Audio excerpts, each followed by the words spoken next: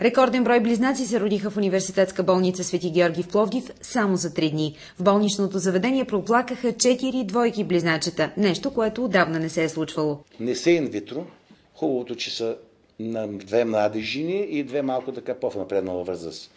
Едната е на 26 години, другата е на 27 години, другата е на 33 и 34 години.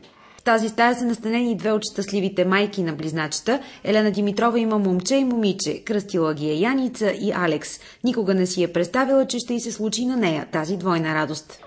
Ще помагат роднините, който може, когато може. Най-важно е щастието, което ни дават децата.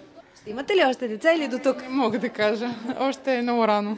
Жана Николова пък казва, че не се притеснява от финансовата криза за отглеждането на двете си деца, Иван и Никол. Това го пожелавам на всички жени да го изпитат. Да имат дете, това е най-хубавото нещо на света. Все пак са близначета, икономическата ситуация в България не е много розова. Да, не ме притеснява изобщо. Радостта е много по-голяма от финансовата. А очаквахте ли близначета или беше изцяло изненада?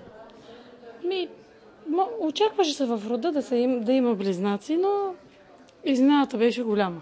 Спрямо юни 2008 тази година има завишаване на ражданията в болницата. Те са с 35 повече. Очаква се голям брой деца да дойдат на бял свят и през месец август.